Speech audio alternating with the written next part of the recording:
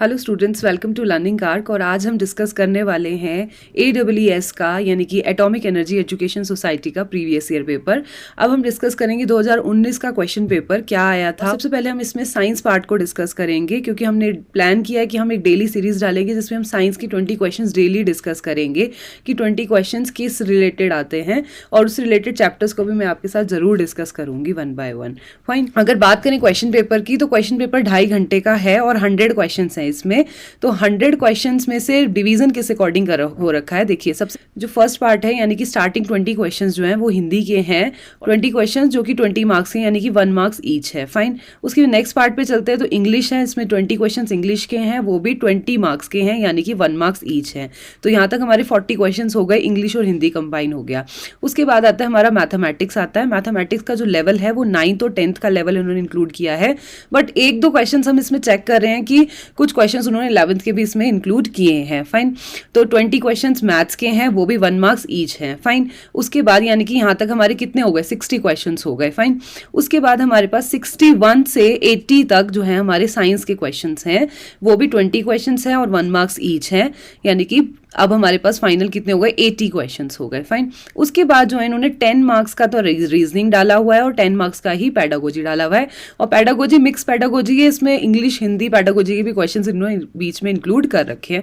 तो हम हर पार्ट को 1 बाय 1 डिस्कस करेंगे, लेकिन सबसे पहले क्योंकि हम साइंस सीरीज को चलाना चाह रहे हैं तो साइंस सीरीज के लिए सबसे पहले हम 20 क्वेश्चन साइंस के एवरी डे डिस्कस करेंगे अपने चैनल पर। So stay tuned with us till the end. Fine. चलिए स्टूडेंट स्टार्ट करते हैं। देखिए ये 60 तक हमारा मैथ्स कवर हो गया। 61 question is the first question of science. Fine. देखिए, to an astronaut the outer space appears to be. Astronaut के लिए आउटर स्पेस कैसा अपीयर होता है, obviously it appears to be black. Fine. कैसा अपीयर होता है, ब्लैक अपीयर होता है एस्ट्रोनॉट के लिए, तो इसमें बहुत ज़्यादा समझने की कुछ जरूरत नहीं है। Next question, photometer is used to determine 62 question. Photometer is use to determine, first part is, first हमें ऑप्शन में क्या दिया हुआ है, density. Second is potential difference, बिल्कुल भी नहीं। Intensity of light, very good. उसके बाद atmospheric pressure and altitude. Fine.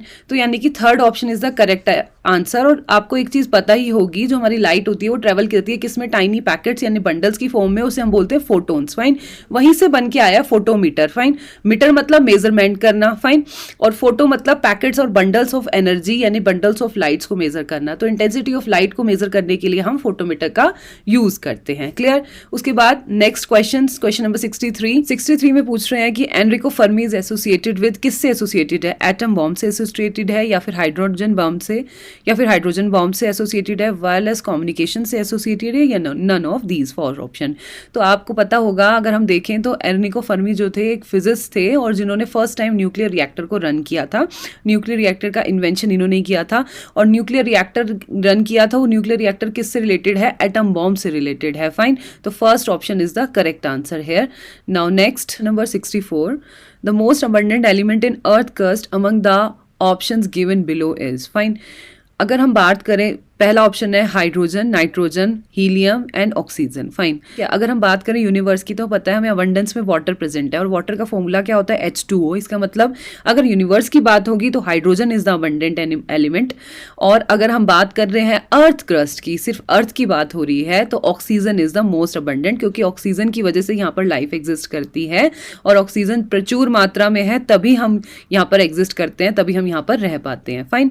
Now question number 65, electrical to mechanical energy conversion take place in, यानी कि फर्स्ट पूछा है उसने, डायनेमो में ऐसा होता है, इलेक्ट्रिक मोटर में होता है, इन्वर्टर में होता है, या पोटेंशियोमीटर में होता है। ठीक है। देखिए, अगर हम बात करें electrical to mechanical energy conversion जो होता है वो इलेक्ट्रिक मोटर में ही होता है, क्योंकि क्या होता है, मैकेनिकल एनर्जी का मतलब क्या है, जैसे अगर हम इलेक्ट्रिक मोटर की बात करें तो इलेक्ट्रिक मोटर कैसे किस बिहाफ पे रन करती है, कि जब हम इलेक्ट्रिसिटी को ऑन करते हैं तो टर्बाइन रोटेट होता है, टर्बाइन रोटेट होने से शाफ्ट रोटेट होती है, उसके बाद क्या होता है, अर्वेचर रोटेट होता है, उससे जो एनर्जी काइनेटिक एनर्जी क्रिएट होती है, उससे जो एनर्जी क्रिएट होती है वो एनर्जी हमारी यूज होती है बोरवेल यानी कि अंडरग्राउंड वाटर को टॉप तक लाने के लिए।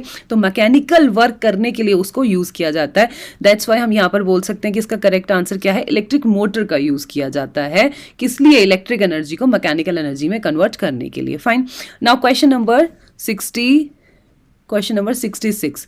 The wire holding the filament in an electric bulb is only marginalized hot while the filament itself is red hot because, देखिए फिलामेंट हम ऐसा चूज करते हैं ऑलवेज कि जो रेड हॉट हो जाए. रेड हॉट जैसे अगर हम इलेक्ट्रिक आयरन का भी यूज कर रहे हैं या इलेक्ट्रिक हीटर का यूज कर रहे हैं तो हमेशा ऐसा फिलामेंट हम चूज करते हैं जिसका हाई रेजिस्टेंस हो. हाई रेजिस्टेंस होगा तो क्या होगा, वो करंट को फ्लो करने में थोड़ा प्रॉब्लम क्रिएट करेगा और जो वो करंट है वो कंटिन्यू फ्लो करने की कोशिश करेगी.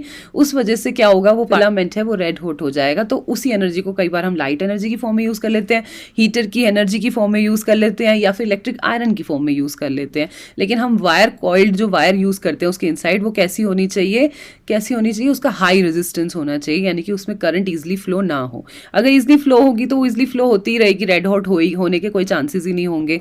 लेकिन हमारा पर्पस दूसरा है उसको यूज करने का, इसीलिए हम उसको रेड हॉट करते हैं.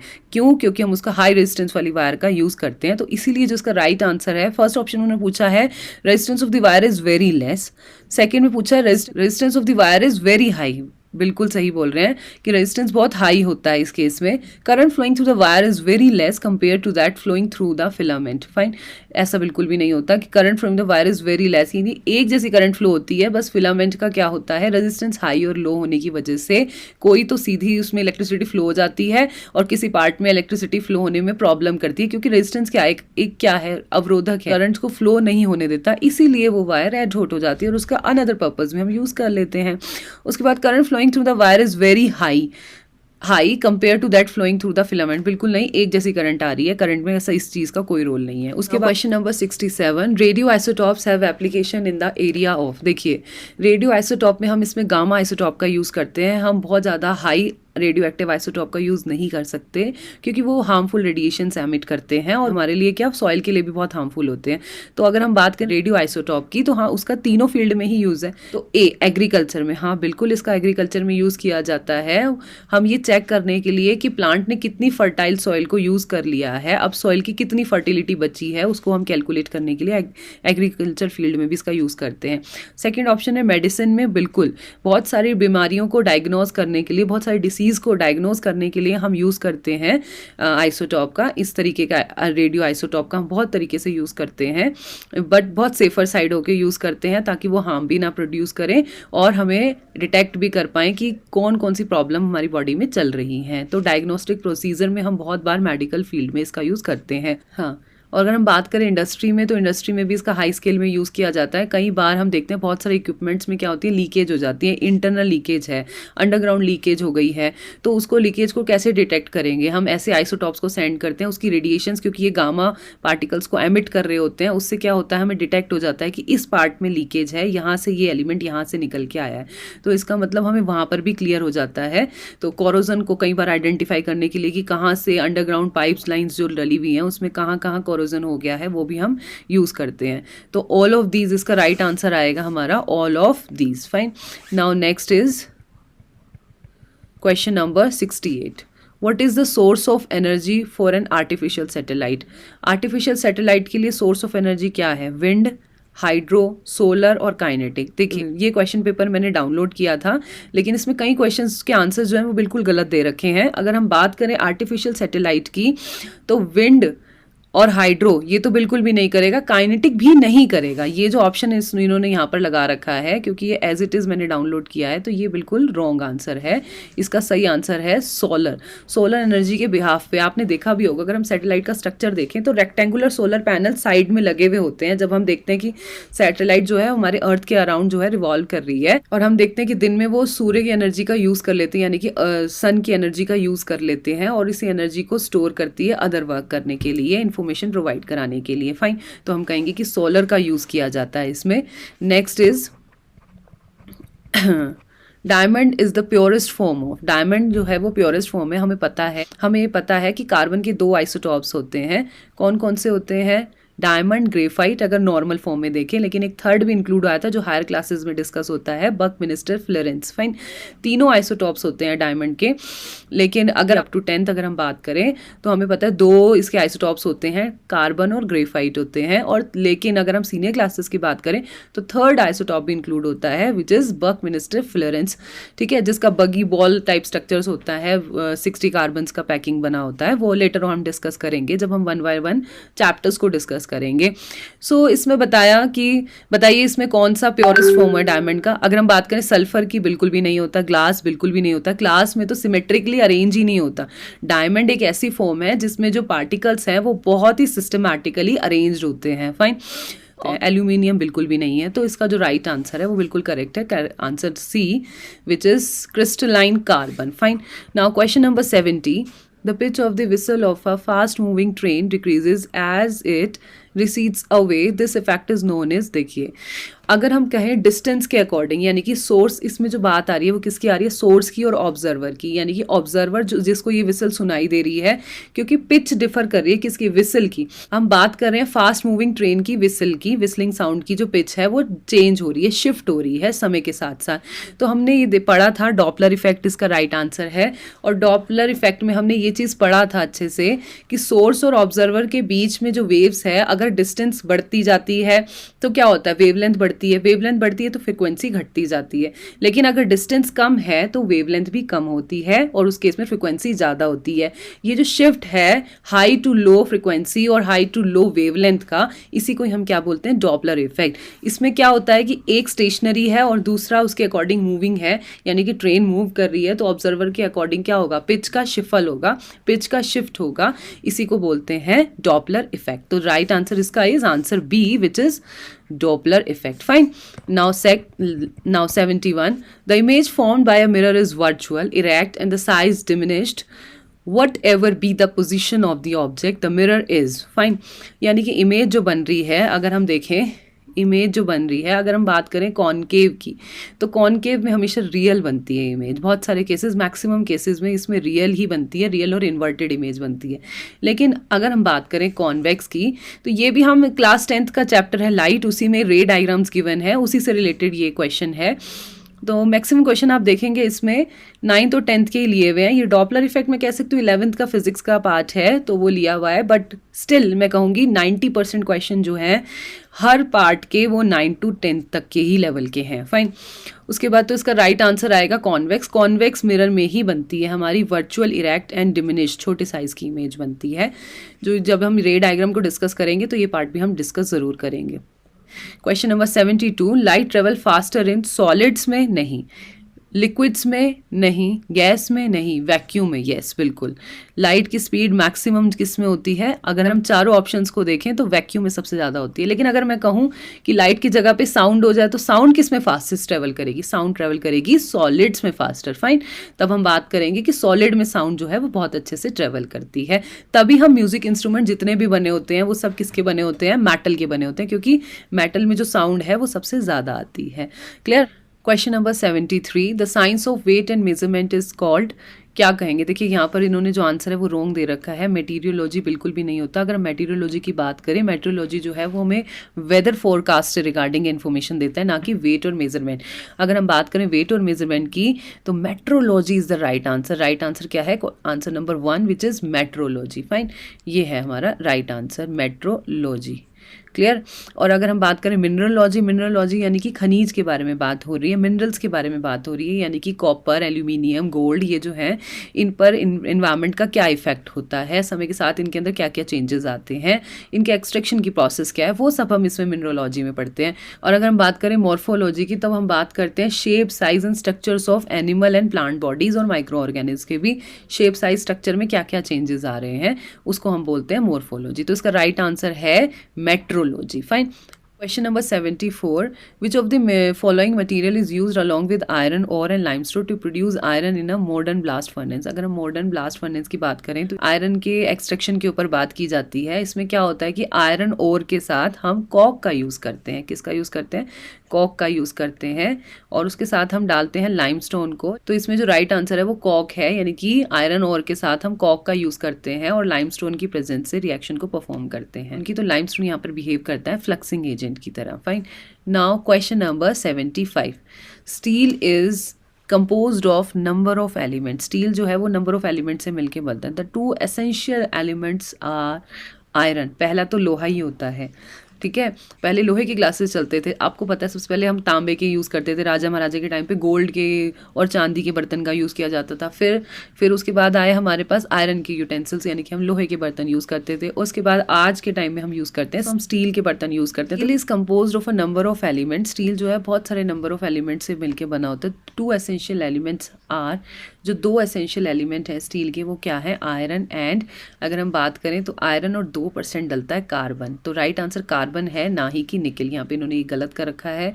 निकिल बिल्कुल भी इसका राइट आंसर नहीं है. तो एल्यूमिनियम भी उसमें नहीं डला होता. हाँ, सिलिकॉन इसमें होता है लेकिन बहुत ही माइनर क्वांटिटी में प्रेजेंट होता है. अगर हमारे पास कार्बन प्रेजेंट है तो हम कार्बन को ही मार्क करेंगे rather than to mark the silicon. Fine. तो आयरन के साथ हम कार्बन को ट्रीट करते हैं और फिर हम स्टेनलेस स्टील के यूटेंसिल्स को मेक करते हैं. ये प्रोसेस होता है इसका. Now question number 76. तो study of phenomena at very low temperature is called heat transfer. बिल्कुल भी नहीं. मॉर्फोलॉजी नहीं. क्रिस्टलोग्राफी, क्रिस्टल्स में कन्वर्ट करना, नो बिल्कुल भी नहीं. और क्रायोजेनिक्स, बिल्कुल इसका राइट आंसर है क्रायोजेनिक्स. बिल्कुल सही लगा रखा है यहाँ पर भी. क्रायोजेनिक्स का मतलब होता है measuring of temperature nearly close to 0 kelvin. आपको पता है कि 273 kelvin is equals to 0 degree Celsius होता है. तो 0 केल्विन कितना लो टेम्परेचर होगा. तो क्रायोजेनिक्स का मतलब होता है एट वेरी लो, एक ऐसा फिनोमिना जिसमें हम बहुत लो टेम्परेचर पर काम करते हैं. Now question number 77. Next question. A type of polymer that is biodegradable has been in the news lately. यानी कि आजकल यूज किया जाता है, यानी कि हम प्लास्टिक को साइड करके किसको रिप्लेस कर रहे हैं? The ingredient that make it biodegradable, यानी कि जो इंग्रेडिएंट इसको बायोडिग्रेडेबल बनाता है वो क्या है? लेदर बनाता है. फाइन. उसके बाद question number 78. If a metal can be drone into wires, यानी कि अगर मेटल को वायर्स पे, आपको पता है अगर हम मेलिबिलिटी की बात करें drone into wire relatively easy it is called. पहला ऑप्शन देखा मेलिएबल. मेलिएबल मतलब ड्रोन इनटू थिन शीट्स की फॉर्म में कन्वर्ट कर रहे हैं. अगर हम डक्टाइल की बात करें तब वो वायर की बात होता है कि पतली वायर की फॉर्म में कन्वर्ट कर रहा है, तो वो प्रोसेस बोलते हैं डक्टिलिटी. फाइन. इस प्रोसेस को हम क्या बोलते हैं? डक्टिलिटी बोलते हैं. मेलिएबल मतलब होता है थिन शीट्स की फॉर्म में कन्वर्ट करना मेटल को. फाइन. तो अब यहाँ पे हमसे पूछा क्या है? Drone into wire relatively. अगर वायर की बात हो रही है तो जो इसका राइट आंसर होगा वो होगा बी, डक्टिलिटी.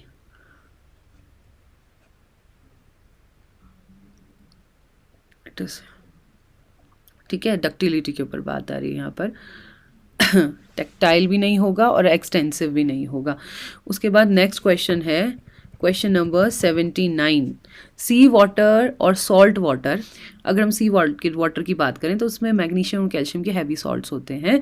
तो फ्रीजेज एट, कब फ्रीज होता है? At same temperature as fresh water. बिल्कुल भी नहीं. At a slightly higher temperature than fresh water. At slightly lower temperature than fresh water. और तो यहाँ पर अगर हम बात करें नॉर्मल वाटर की या फिर हम बात करें फ्रेश वाटर की, तो जो फ्रेश वाटर है वो होता है हमारा 32 डिग्री फ़ारेनहाइट्स पे. फाइन. और लेकिन अगर हम बात करें सॉल्टी वाटर यानी कि सी वाटर की, सॉल्ट वाटर, तो उसका अगर हम टेम्परेचर की बात करूं तो वो होता है 28.4 डिग्री फ़ारेनहाइट्स पर क्या होता है? फ्रीज होता है. तो इसका स्लाइटली लोअर टेम्परेचर है, तो slightly lower temperature than fresh water. Fine. हम ये कह सकते हैं. तो इसके लिए third option is the correct answer. उसके बाद आता है हमारे पास question number 80, last question of science. Water flows through a horizontal pipe at a constant volumetric rate. Fine. Water flow कर रहा है हॉरिजॉन्टल पाइप से. एक हॉरिजॉन्टल पाइप है, ये लेट सपोज एक हॉरिजॉन्टल पाइप है और उसमें से वाटर जो है वो फ्लो कर रहा है constant volumetric rate at a location where the cross section are decreases. उसके बाद क्या हुआ? लेटर ऑन क्या करा उन्होंने? क्रॉस सेक्शन जो है वो स्ट्रेट पाइप तो सीधा ही रहा लेकिन उसका क्रॉस सेक्शन जो है वो और भी कम हो गया, पतला हो गया पाइप आगे चल के. The velocity of the fluid क्या होगी, ऑब्वियसली प्रेशर बढ़ेगा, वेलोसिटी भी क्या होगी, बढ़ जाएगी, क्योंकि पहले जो क्रॉस सेक्शन एरिया था वो बहुत ज़्यादा था, अब जो क्रॉस सेक्शन एरिया वो बहुत कम है, तो बहुत हाई प्रेशर से पानी जो है निकलेगा, इसका मतलब क्या हो जाएगा, वेलोसिटी ऑफ द फ्लूइड क्या होगी, इंक्रीज हो जाएगी। So here we have completed all the 20 questions of science. ऐसे ही 1 by 1 हर पार्ट को हम डिस्कस करेंगे। तो thank you student, and if you have any query related to this तो आप मुझे कमेंट करके ज़रूर बताइएगा। And if you like this video, do like, share and subscribe to my channel. Thank you students.